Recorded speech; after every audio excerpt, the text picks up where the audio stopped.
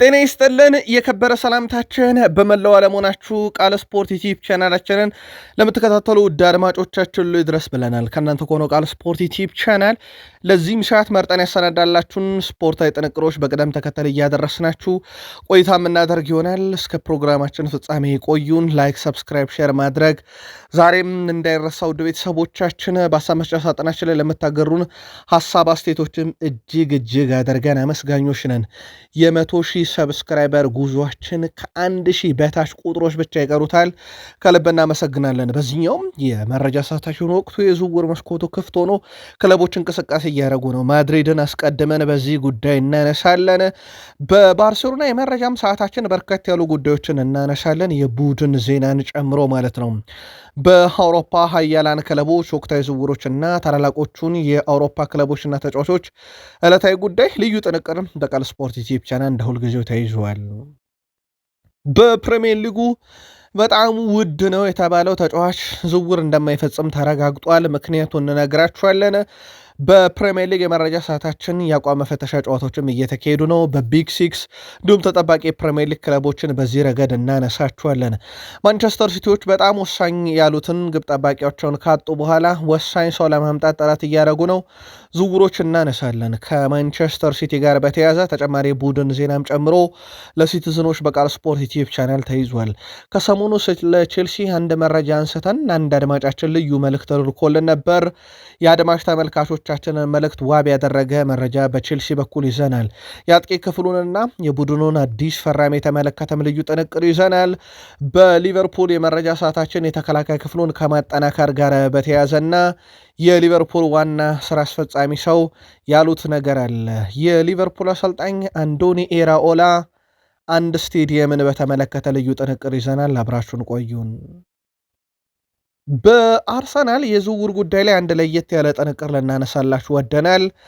መረጃውን በተመለከተም ከአርሰናል ደጋፊዎች አብራችሁን ስትቆዩ የምትከታተሉት ይሆናል። ሀሳብ አስተያየታችሁን እንሻበታለን።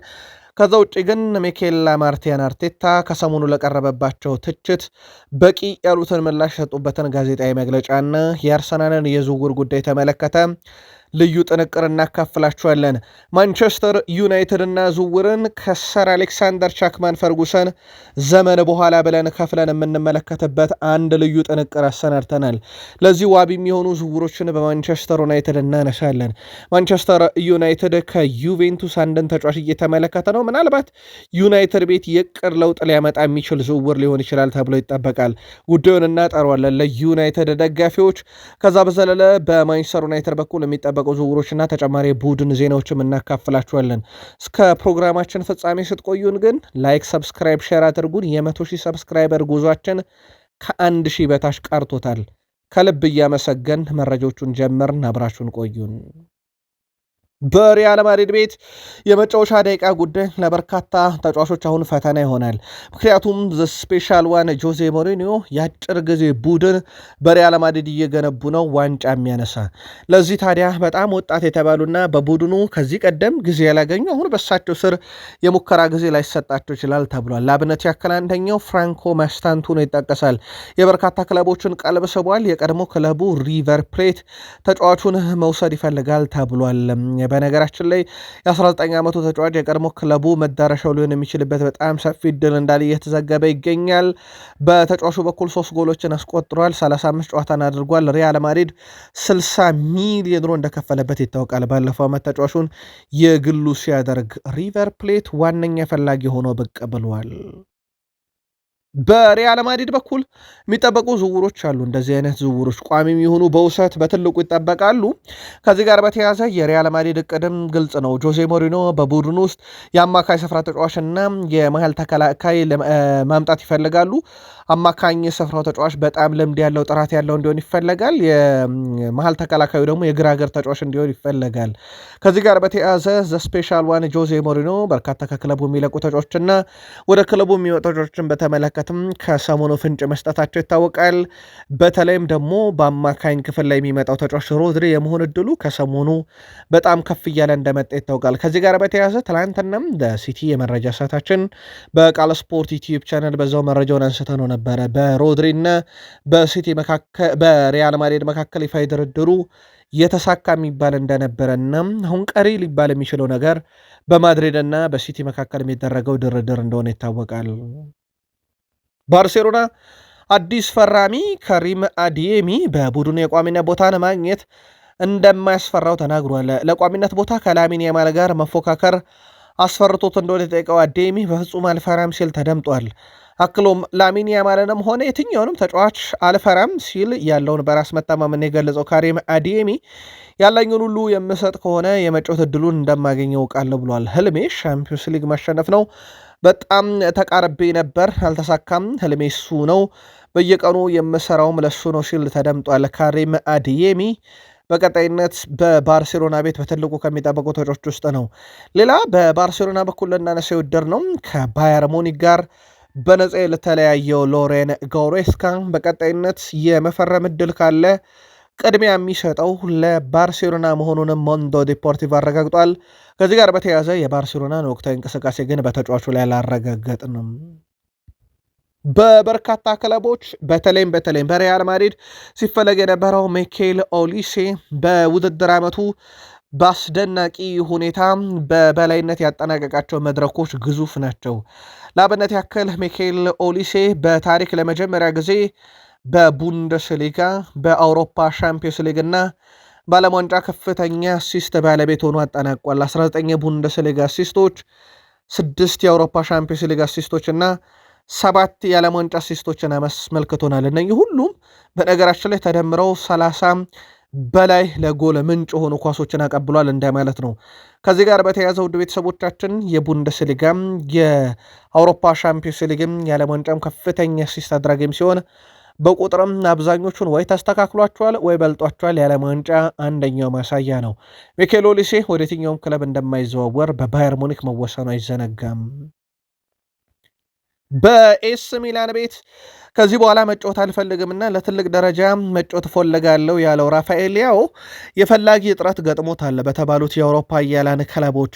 ከዚህ ጋር በተያያዘ አሁን ላይ የቱርክ ክለቦች ናቸው በስፋት እየተንቀሳቀሱ የሚገኙት። አንደኛው ፌነርባቼ ሆኗል። ምናልባት ከጥቅማጥቅምና ከገንዘብ ጋር በተያያዘ ጉዳይ ካልሆነ በስተቀር ከኤስ ሚላን በተሻለ አውሮፓ ውስጥ ይወዳደራል ተብሎ የሚጠበቅ ቡድን አይደለም ፌነርባቼ። የእሱ ዋነኛ ፍላጎት በተለይም ፕሪሚየር ሊግ እንደነበረ ይታወቃል። ግን ነገርየው የሚሆን አልሆነም። ማንቸስተር ዩናይትድ፣ አርሰናል በወኪሉ በኩል ተጫዋቹን አቅርበውት ነበር። ሁለቱም ክለቦች በተጫዋቹ ላይ ዝውውር ለማድረግ በጊዜው ፈቃደኛ እንዳልነበሩ ይታወቃል። በራፋኤል ሊያኦ ጉዳይ ላይ ይፋዊ እንቅስቃሴ እያደረገ የሚገኘው አሁን ፌነርባቼ ነው። የ7 ዓመቱን ተጫዋች በተመለከተ ኤስ ሚላኖች 50 ሚሊዮን ዩሮ ለከፈለ ለመልቀቅ ፈቃደኛ እንደሆኑ አረጋግጧል። ምናልባት ራፋኤል ሊያኦ ከፈላጊዎች እጥረት አንጻር ወይም እሱ ከሚፈልጋቸው ክለቦች አንጻር ሀሳቡን አጥፎ በዛ የቆየ ሆነው የሚለው ይጠበቃል። ዩቬንቱስ በቼልሲ ይፈለግ የነበረውና አብዛኛውን ነገር በግል አስማምቶት የነበረውን ተጫዋች ለማስፈረም ከጫፍ ደርሷል። ካሪም አልቢጎቪችን።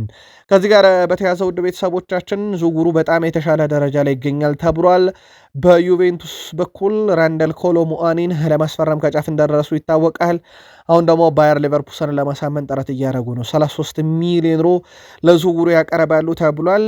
በክለቡ በኩል አሁን እየጠበቁ ያሉት ለቼልሲ በዝውውሩ ፍቃዱን የሰጠውና ለቤጎቪችን ፈቃደኝነት ብቻ እየተጠባበቁ ይገኛሉ።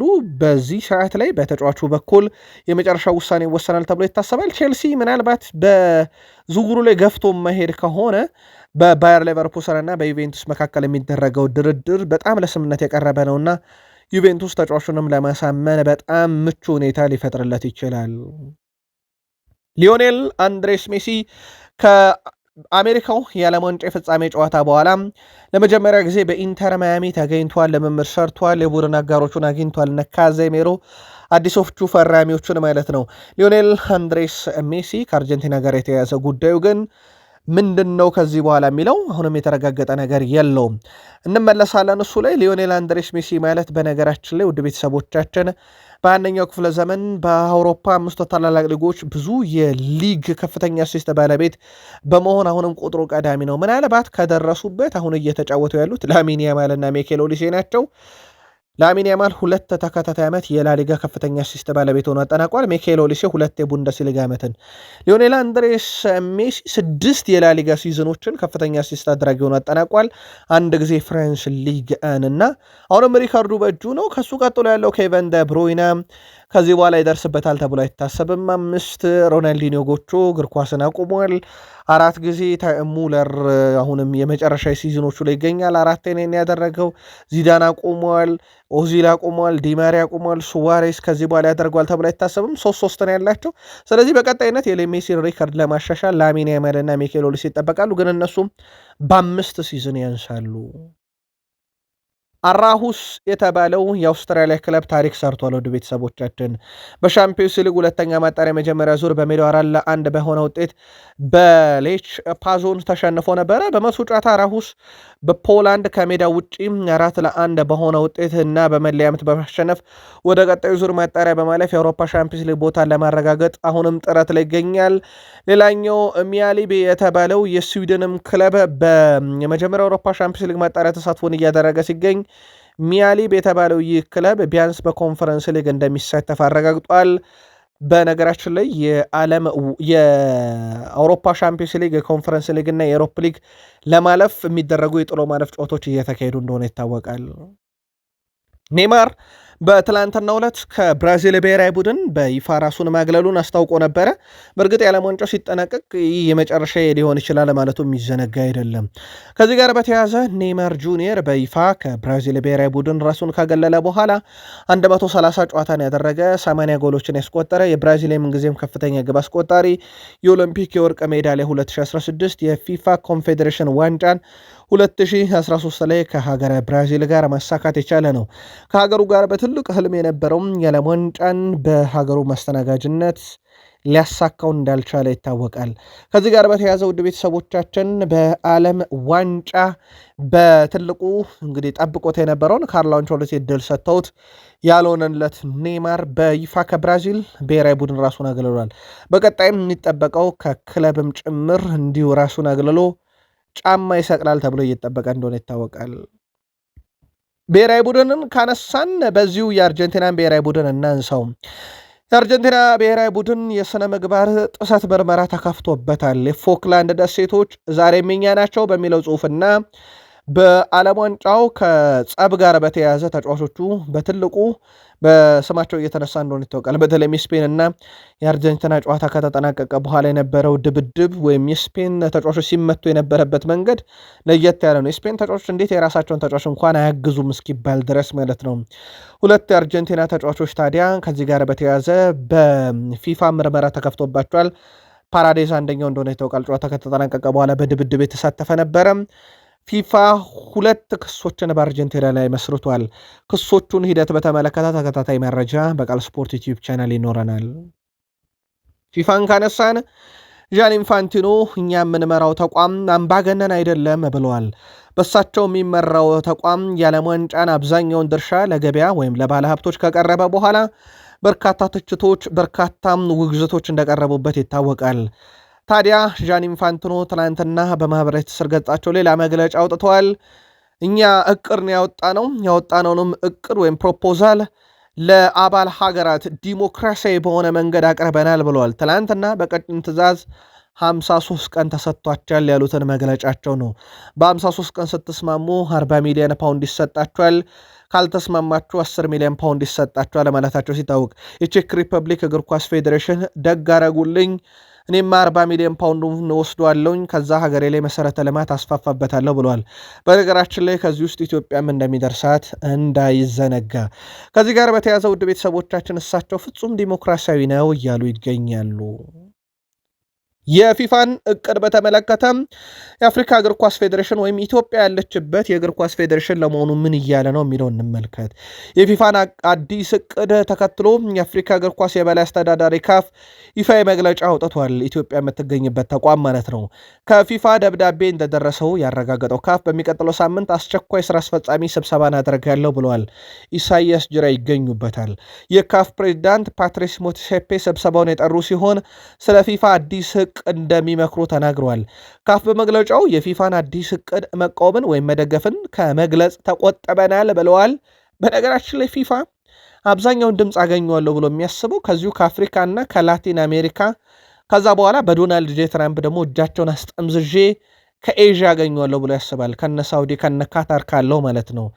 ይሁን እንጂ ካፍ አሁንም የአፍሪካን እግር ኳስ ለማሳደግ ተጨማሪ ገንዘብ ለማግኘት ቅድሚያ ሰጣለሁ ሲል ፊፋ ምን አስቦ እንደመጣ አፍሪካ ጋር ይታወቃልና ያለው የአፍሪካ ውስጥ ያለውን ድህነት እንደ አንድ መሳሪያ እንደሚጠቀመው ፍንጭ አግኝቶ ነበረ ፊፋ። ስለዚህ የፊፋም እቅድ አፍሪካ ላይ 100% ይሰራል ተብሎ ይታሰባል። እንዳልኳችሁ የካፍ ስራ አስፈጻሚ ውስጥ ካልተሳሳትኩኝ ኢሳያስ ጅራ እንደሚኖሩበት ይጠበቃል።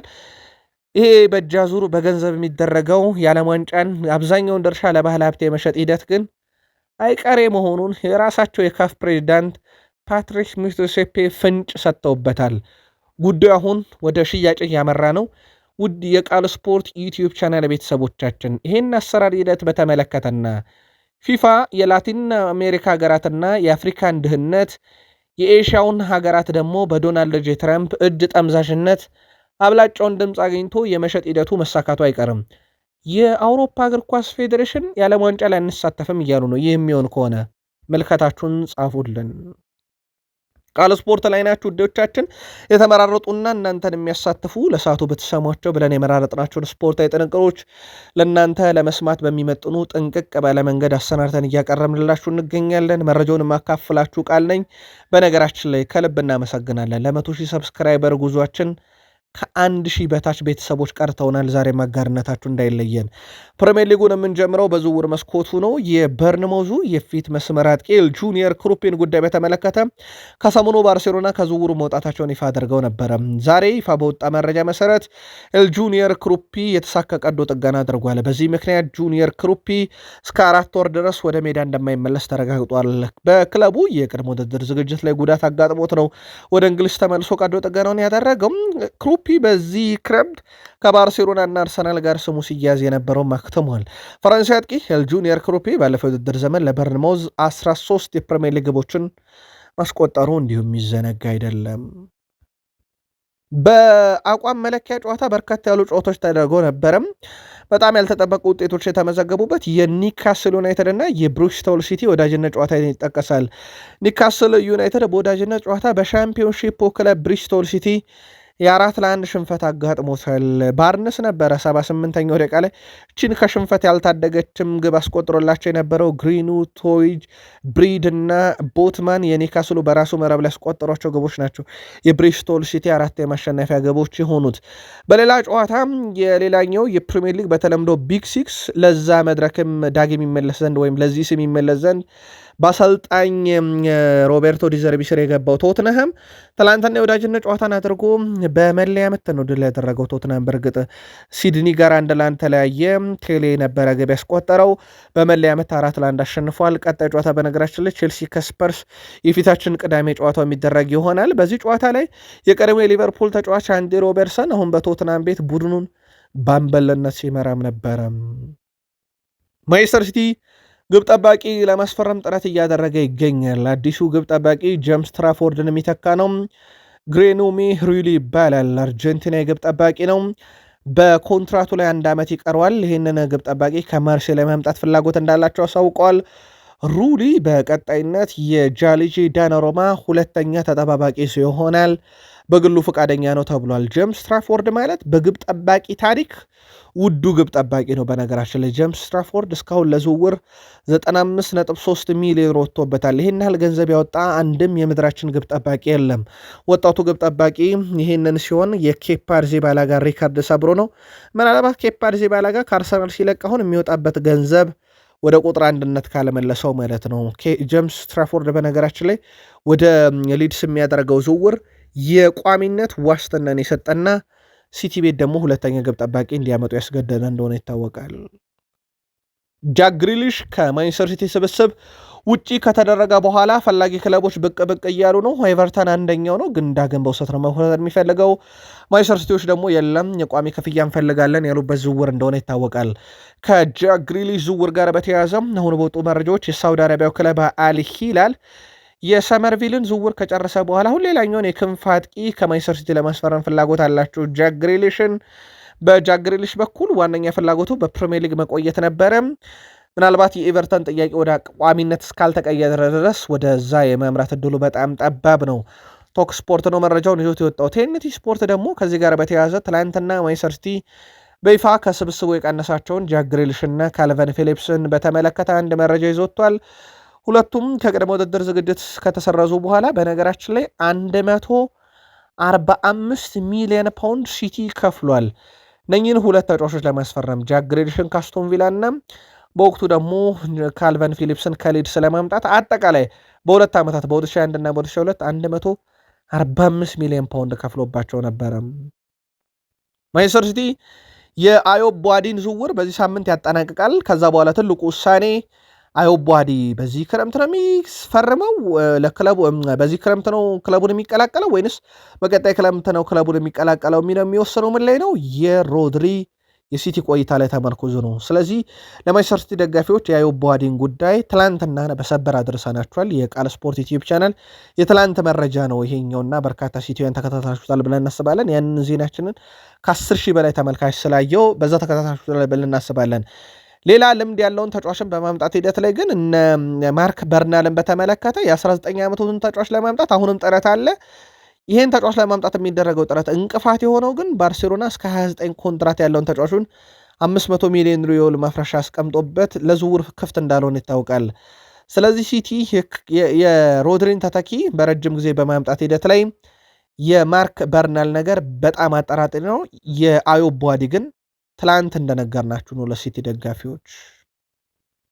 ቼልሲ በተከላካይ ክፍል ላይ 15ኛውን ሰው ይፋ አድርጓል። ማክሰን ላክሮዋ። አንድ አድማጫችን የቼልሲ ደጋፊ በእንግሊዝ ፕሪሚየር ሊግ የአካዳሚ ተጫዋች አይመዘገብም እና ማጫወት ይቻላል ብሎን ነበረ። ነገር ግን ቀጥሎ የምንነግራችሁ ተጫዋቾች የቼልሲ ሲኒየር ተጫዋች ናቸው። ፓሌስትራ፣ አድራቢዮ፣ ባድሻሊ፣ ላቬ ኮልዌል፣ ሳር፣ ሃቱዋ፣ ቻሎባ፣ ጄምስ ማሎጉስቶ፣ ፎፋና፣ አንሰለሜኖ፣ አቺፖንግ፣ ሱብሊዮ፣ ዲያኬቴ፣ አሁን ደግሞ ማክስን ላክሮዋ። እነኚህ በዋናው ቡድን የተያዙ ናቸው። ውድ አድማጫችን በዚሁ አጋጣሚ ስላነሳህልን ነው መረጃውን ዳግም ይዘን ለመምጣት የወደድ ነው። በቃል ስፖርት ዩቲዩብ ቻናል አቅርበ ነው ነበር። ያው የእናንተን አድማጭ ሀሳቦችን በጥብቅ እንመለከታለን። በነገራችን ላይ ሁላችሁንም አወያይ ሲሆን አሳታፊ ሲሆን ይዘነው እንመጣለን። ይሄ ሁሉ ተከላካይ በዋና ቡድን የሚጫወት እንጂ ከአካዳሚ ውስጥ ያለ ተጫዋች አይደለም። ስለዚህ ቼልሲ አብዛኞቹን የመቀነስ ግዴታ ይጠበቅበታል። ዣቪ አሎንሶ ጥብቅ ውሳኔ ከሰሞኑ በዚህ ላይ ይወሰናሉ ተብሎ ይጠበቃል። ከቼልሲ ጋር በተያዘ በነገራችን ላይ በተከላካይ ብቻ አይደለም 9 ቁጥር ብናይ በዚህ ሰዓት ላይ ዦዋ ፔድሮ፣ ዳኒ ዌልቤክ፣ ኒኮላስ ጃክሰን፣ ዳስትን ስፓቴቪ፣ ኤማኑኤል ኤሜጋ፣ ሹማር ሙካ፣ ማርክ ጉዌ፣ ሊያም ዴላፕ፣ ዴቪድ ዳትሮፎፋና፣ ዴቪድ ዋሽንግተን ይገኛሉ። ከዚህ ጋር በተያያዘ ቼልሲ በእቅድ መሰረት ዦዋ ፔድሮ የቡድኑ ቋሚ፣ ዳኒ ዌልቤክ እና ኒኮላስ ጃክሰን በቡድኑ ሊቆዩ የሚችሉ ያው ዳኒ ዌልቤክ የዚህ ክረምት ፈራሚ ነው። ከዛ ውስጥ እንደ ዳስተን እንደ ኢማኑኤል ሜጋ እና እንደዚሁም ደግሞ ሹማሬ ሙኬ ያሉ ተጫዋቾች በውሰት ይሰጣሉ። ማርክ ጉዌ ከተቻለ ሽያጭ ካልሆነ ውሰት፣ እነ ሊያም ዴላፕ፣ ዴቪድ ዳትሮፎፋና፣ ዴቪድ ዋሽንግተን ደግሞ በቀጥታ ለሽያጭ የቀረቡ የቼልሲ መሆናቸው ይታወቃል። በዚህ ክረምት ቼልሲ እያስፈረመ ያለው የተጫዋች ብዛት ወደ 40 ገደማ ደርሰዋል። ከዚህ ውስጥ አብዛኞቹ የቡድኑ ቋሚ እንጂ የአካዳሚ ተጫዋቾችን አያካትትም። አብዛኞቹ ለቡድኑ ቋሚ ሆነው የፈረሙ ከሌሎች ክለቦችም የመጡና ከአካዳሚው አድገው ለዋናው ቡድን የተመዘገቡ ናቸው። ሞርጋን ሮጀርስ ከነኚህ ውስጥ ይጠቀሳል። ሞርጋን ሮጀርስ በሰለፍነው የውድድር ዘመን በሁሉም ውድድሮች 13 አሲስቶችን በማድረግ ከማንኛውም እንግሊዛዊ ተጫዋች ቀዳሚ እንደሆነ ይታወቃል። ሞርጋን ሮጀርስ ባሳለፍነው የውድድር ዓመት አስቶን ቪላ የዩሮፓ ሊግንም ሲያነሳ በተጋጣሚ ሳጥን ውስጥ 41 ኳስ የነካ ቀዳሚ ተጫዋች ነበረ። የአስቶን ቪላ የዩሮፓ ሊግም ቁልፍ ሰው ነበረ። ቼልሲ ካመጣቸው ምርጦች ውስጥ ይጠቀሳል። በዛው ልክ ደግሞ ቼልሲ በጣም ምርጥ ተጫዋቾችንም በዚህ ክረምት እያስፈረመ እንደሆነ ይታወቃል። በሊቨርፑል በኩል ውድ ቃል ስፖርት ዩቲዩብ ቻናል ቤተሰቦቻችን ሊቨርፑል በዝውውር መስኮቱ ላይ በግልጽ ይንቀሳቀሳል ተብሎ የሚጠበቀው ሞር ከነኚህ ቀናት በኋላ ነው። በስፋት ይሳተፋል ተብሎ የሚታሰበው ሊቨርፑል በርካታ አማራጮችን እያየም ይገኛል። ላብነት ያክል ሊቨርፑሎች የኤስ ሚላኑን ተጫዋች ፊካዮ ቶሞሪን ወደ ቡድኑ የማምጣት ፍላጎት አላቸው። የማል ተከላካይ ልምድ ያለውን የማምጣት እቅድ እንዳላቸው ይታወቃል። ግን ቅድሚያ የሚሰጡት ጉዳይ አይደለም። በአሁኑ ሰዓት ላይ ኒውካስል ዩናይትድ አስቀድሞ የተከላካዩ ፈላጊ እንደነበረ የሚዘነጋ አይደለም። ውድ የቃል ስፖርት ዩቲዩብ ቻናል ቤተሰቦቻችን በሊቨርፑል የማል ተከላካይ ማስፈረም ሂደት ላይ ጀረል ኳንሳን መልሶ የማስፈረም መብቱ ቢኖርም ሊቨርፑል ያው ያስቀመጡት የመልሶ መግዛት ሂደት ከ50 ሚሊዮን ፓውንድ በላይ ነውና ያንን መክፈል አይፈልጉም። ፊካዮ ቶሞሪን ግን ከዛ በታች ማግኘት ይችላል። ክለቡ በትላንትናው ዕለት በሊቨርፑል በኩል ይህንን ዝውውር የመፈጸም ፍላጎት እንደሌላቸው በቢሲ ስፖርት ይፋ አድርጎ ነበረ። የሊቨርፑል ዋና ስራ አስፈጻሚ ቢል ሆጋን በእግር ኳስ ውስጥ ለውጥና ሽግግር አይቀሬ ነው፣ እኛ ጋር አዲስ አሰልጣኝ መምጣቱ ከአንዶኒ ኤራኦላ አስተሳሰብና የጨዋታ ፍልስፍና ጋር ብዙ ተስፋና ደስታን አምጥቷል። ደጋፊዎችም ይህንን እንደሚወዱት ተስፋ እናደርጋለን ብለዋል።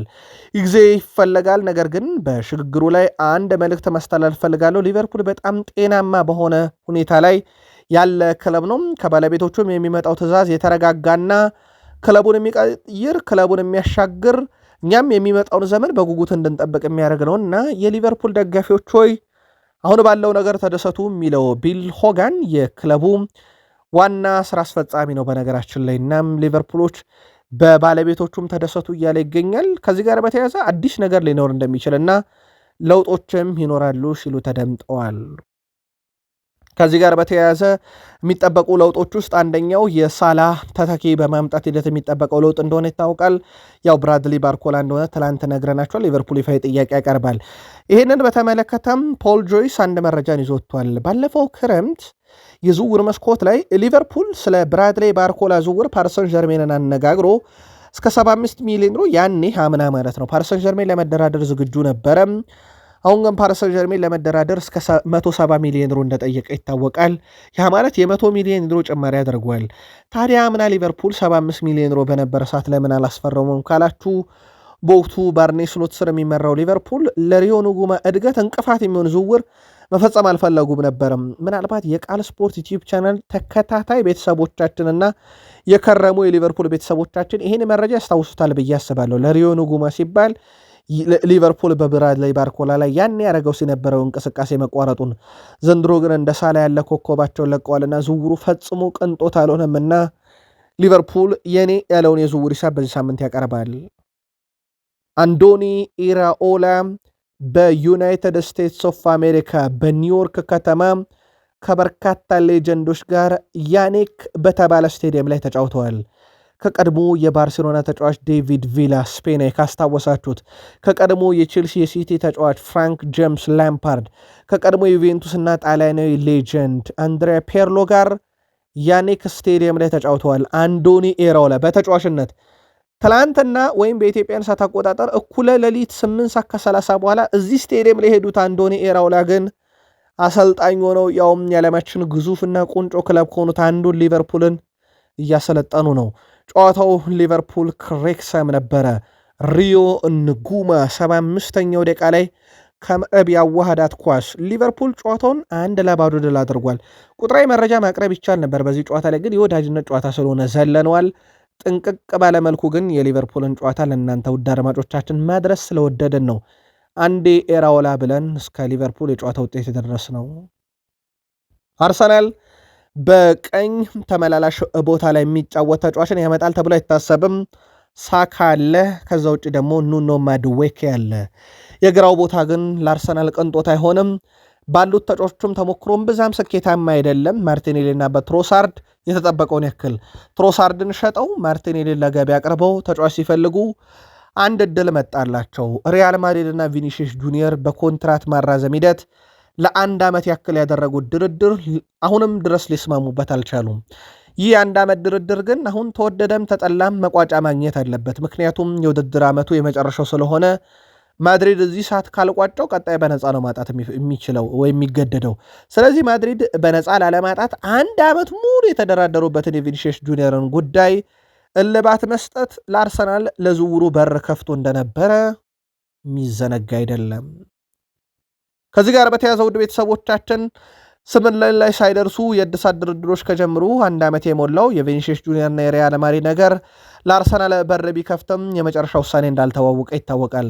የተጫዋቹ ወኪሎች ተጫዋቹ በሪያል ማድሪድ እንደማይነካ ተጫዋች እንደማይታይና ለእሱ የቀረበው ገንዘብ ዝቅተኛ ብለው ማመናቸው ቪኒሺየስ ጁኒየር የቀረበውን የገንዘብ ልዩነት ለማጥበብ የሚደረገው ሂደት ወይም 7 ወይም 10 ሚሊዮን ፓውንድ አካባቢ ወይም ዩሮ አካባቢ ሊደርስ እንደሚችል የተነገረ ነው። ከዚህ ጋር በተያያዘ ታዲያ አርሰናል አጋጣሚ ለመጠቀም በሚያደርገው ጥረት ላይ ሁሉም በሮች ለአርሰናል ክፍት የሚሆኑት በቪኒሺየስ ጁኒየር አማካኝነት ነው። አርሰናል ይፋዊ ጥያቄ የሚያቀርበው በሪያል ማድሪድ እና በቪኒሺየስ ጁኒየር መካከል የሚደረገው የሰሞንኛ ድርድር ካልተሳካ ነው። ከዚህ ጋር በተያያዘ በቃል ስፖርት ዩቲዩብ ቻናል የግለሰቦችን ምልከታ ስናነሳ አብዛኞቹ የዴምቤሌን መርህ መከተል አለበት። ዴምቤሌ ባርሴሎና ለቆ የባሎንዶር አሸናፊ ሆኗል። ቪኒሺየስ ጁኒየር ባሎንዶር ለማንሳት አርሰናል ቤት መጥቶ አርሰናል የማያውቀውን የአውሮፓ ሻምፒዮንስ ሊግ በሱ አማካኝነት እንዲያነሳ ቢጥር የራሱን አብዮት ይገነባል እያሉት ነው። የቪኒሺየስ ጁኒየር ውሳኔ እየተጠበቀ ይገኛል። ከዚህ ጋር በተያያዘ ደረጃችንን ከፍ ለማድረግ በዝውውር እየሰራን ነው ብሏል ሚኬል ማርቲን አርቴታ። አሰልጣኝ ሚኬል ማርቲን አርቴታ አርሰናል በዝውውሩ ትልቅ ነገር ለማድረግ እየሰራ መሆኑን ተናግረዋል። አርሰናል ትልቅ ደረጃ ላይ ማስቀመጥ እንፈልጋለን፣ በዝውውሩም እየሰራን ያሉት አርቴታ አክሎም የተሻለ ስብስብና የተሻሉ ግለሰቦች ያስፈልጉናል ብለዋል። አርሰናል ከሰሞኑ ቪኒሺየስ ጁኒየር ከሪያል ማድሪድ ለማስፈረም ፍላጎት እንዳለው ማረጋግጠው ቪኒሺየስ ጁኒየር በሪያል ማድሪድ ውሉን ካላራዘመ ግን እንደሚፈርም ሳይዘነጋ ማለት ነው። አርሰናል በይፋዊ ድረገጹም 2 አዳዲስ ፈራሚዎችን ማለትም ክርስቶስ ዞሊስ እና ግብ ጠባቂውን ኤለን ሚስሊየርን ማስፈረሙ ይታወቃል። ክለቡ ከዛም በተጨማሪ ሌሎች ፈራሚዎች እንደሚኖሩ አረጋግጦ 2 አዳዲስ ፈራሚዎች በፕሪሲዝንም ተቀላቅለውናል ብለዋል። ይህንን ያነሱት በማህበራዊ ትስስር ገጻቸው ነበረ። ሚኬል ማርቲን አርቴታ የቱጋ መሻሻል እንዳለብንና ወደ ቀጣዩ ደረጃ መሸጋገር እንዳለብን እናውቃለን፣ ያለ ለማድረግ እየሰራ ነው ማለታቸውም ይታወቃል። በዝውውር መስኮቱም እንዳላበቃ ተናግረዋል። ከዛ ውጭ እሳቸውም ትሮሳርደን ሸጠው ክርስቶስ ዞሊስን ማምጣታቸው የሚዘነጋ አይደለም። ከዚህ ጋር በተያያዘም ለቀረበላቸው ጥያቄ ከትሮሳርድ ጋር አብረን ስላሳለፍን በጣም አመስጋኝንን፣ ከእሱ ጋር በጋር ያሳለፍናቸው ጊዜያቶች ልዩ ነበሩ፣ ለእሱ ክብር ላይ ላደረገልን አስተዋጽኦ እናመሰግናለን ብለዋል። ነገር ግን ሁሉም ሰው በጣም በፍጥነት ሊወደው የሚችለው ታላቅ ተሰጥኦ ያለውን ተጫዋች ክርስቶስ ዞሊስን አምጥተናልና በእርግጠኝነት አርሰናላውያን ትወዱታላችሁም ሲሉ ተደምጠዋል። በሚኬል ማርቲን አርቴታ በኩል እንግዲህ ሚዛናችንን የጠበቀ ኃያልነታችንን የሚመልስ ወደ ቀደመ ክብራችን የሚመልስ ዋንጫን ደጋግሞ የሚያነሳ ቡድን እየገነባ ነው፣ ምኞቴም በጣም ቁርጠኛ ነኝ ብለዋል እሳቸው። ለዛም የሆን ዝውውር ጠብቁ ብለዋል። ከዚህ ጋር በተያያዘ የኒካስል ዩናይትዱ የአማካይ ስፍራ ተጫዋች ብሩኖ ጊማሬሽን ጉዳይ በተመለከተ በኒካስል ዩናይትድ የተያዘው አቋም አሁንም ግልጽ ነው። ተጫዋቹን የቀረበልን ገንዘብ በቂ ካልሆነ አንሸጥም የሚል ነው። እንደውም ኤዲ ሃው የወደፊት ዕጣ ፈንታው በተጫዋቹ ራሱ ላይ የተመሰረተ ሳይሆን በእኛ ይሁንታ ላይ የተመሰረተ ነው ብለዋል እና እሳቸው በእኛ ቁጥጥር ስር ያለ ተጫዋች ስለሆነ እኛንን የምንወስንበት ብለዋል። በዚህ ጉዳይ ላይ ተጫዋቹ ማረጋገጫ እንዲሰጠን የምንፈልገን ብለዋል።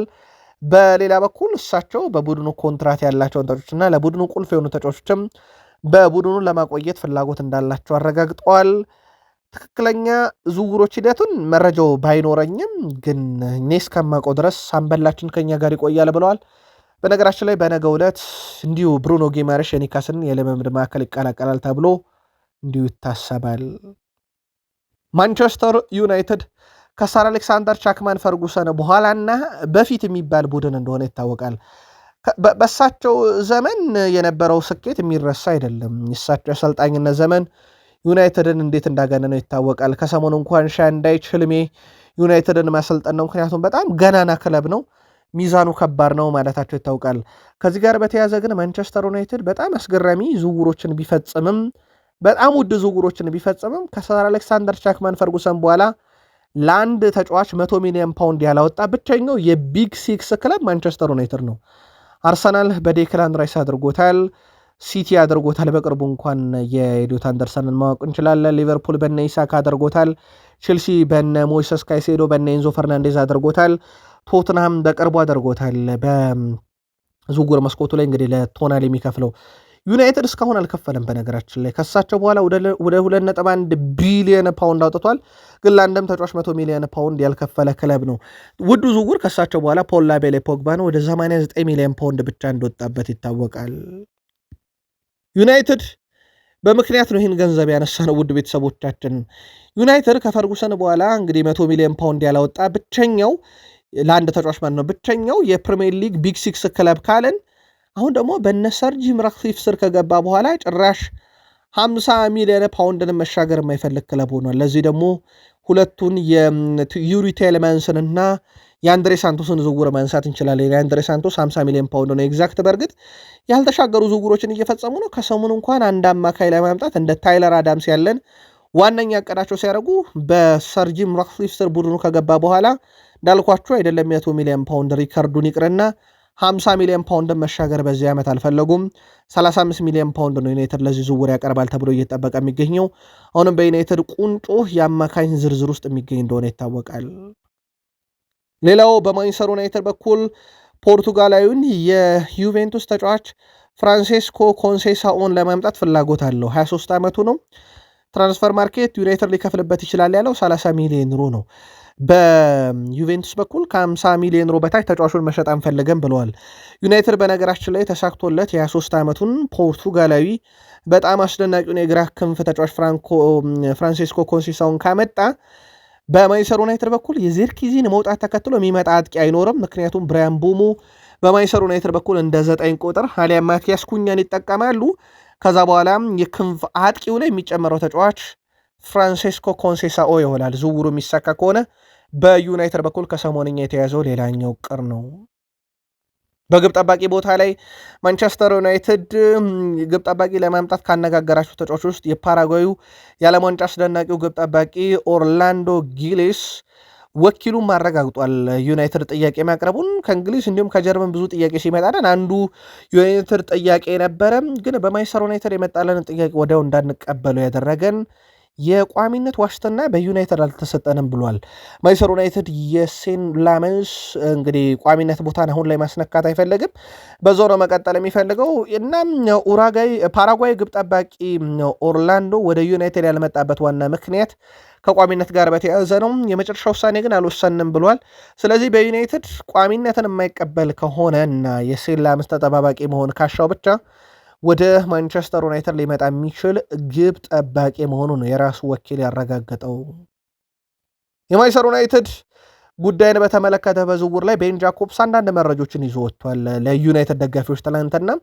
ቤን ጃኮብስ ይዟቸው ከወጡ መረጃዎች ጥቂቶቹን በቃል ስፖርት ዩቲዩብ ቻናል እናካፍላችሁ። የዝውውር መስኮቱ እስኪጠናቀቅ ዩናይትድ ተጫዋች ያመጣለሁ። አንደኛው በግራ ክንፍ ተከላካይ ቦታ ላይ ወይም የግራ ተመላላሽ ሉዊስ ሆልን ከኒካስል፣ ካልተሳካ አንቶኒ ሮቢንሰንን ከፉልሃም፣ የአማካኝ ክፍሉ ላይ ታይለር አዳምስ ከበርንማውዝ አሊያም ሌላኛው የበርንማውዝ ተጫዋች የነበረው የአሌክስ ስኮት ጉዳይ በዝውውር ሂሳብ ምክንያት አይሆንም።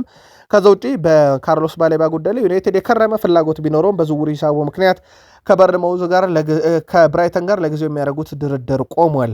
ከዚህ ጋር በተያያዘ ማንቸስተር ዩናይትድ ግን እንደ ቤን ጃኮብስ ምልከታ ከሆነ አንድ የግራ ተመላላሽ፣ አንድ የአማካይ ስፍራ ተጫዋች እስከ ዝውውር መስኮቱ ድረስ መዝጊያ ድረስ አስገዳጅ ይሆናል።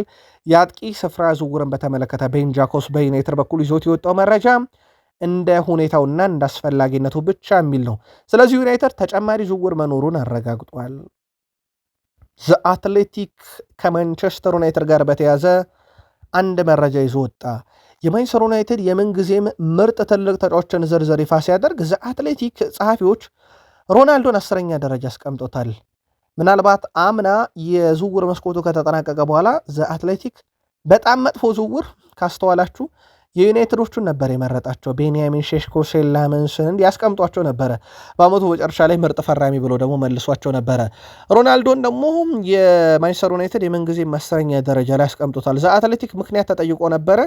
የዘ አትሌቲክ ጸሐፊ አንዲ መትስ ከጸሐፊዎቹ አንደኛው ነው ወይም ከመራጮቹ ክርስቲያኖ ሮናልዶ ለሪያል ማድሪድ የመጮት ህልሙን ከመከተል ይልቅ በኦልድ ትራፎርድ ቢቆይ ኖሮ ከማደሪያ የመጣው ታዳጊ በማንቸስተር ዩናይትድ ታላቅ ተጫዋች ዝርዝር ውስጥ በቀላሉ አንደኛ መቀመጥ ይችል ነበረ።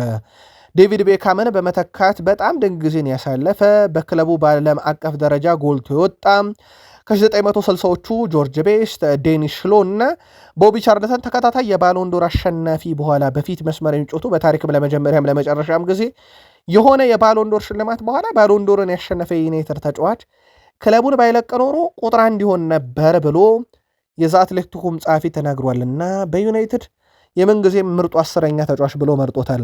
በዚሁ አጋጣሚ በቃል ስፖርት ዩቲዩብ ቻናል የምትገኙ ዩናይትድ ደጋፊዎች የእናንተ የዩናይትድ የምንጊዜም ቁጥር አንዳችሁ ማን ነው? ዛ አትሌቲክ ሮናልዶን 10ኛ ደረጃን ያስቀመጠው። ስለዚህ 9 የተሻሉ ተጫዋቾች አሉ። ከ9ኙ ከሮናልዶ የበለጡት ሮናልዶ ዩናይትድን ትቶ ስለሄደ ነው ብሏል። ምናልባት በዚሁ አጋጣሚ ግን አንዳንድ ሰሞኑን ማህበራዊ ሚዲያ ላይ ያየው ነበረ። በርካቶች ሮናልዶን የሚተቹ ሰዎች በማንቸስተር ዩናይትድ ያለውን ሮናልዶን ስለማያውቁት ነው ይላሉ። በዚሁ አጋጣሚ ሮናልዶ ለዩናይትድ ደጋፊዎች ስንተኛ ምርጣችሁ ይሆናል? አስቀምጡልን። በዩናይትድ ስጮት ግን ሮናልዶን የምታውቁት ስንቶቻችሁ ነው? በቃል ስፖርት ዩቲዩብ ቻናል ቤተሰቦቻችን ጠየቅን፣ ጻፉልን። የ100 ሰብስክራይበር ጉዟችን አጋር መሆናችሁም እንዳይረሳ። ጥቂት ቆይተን እንመለሳለን። መልካም ቀን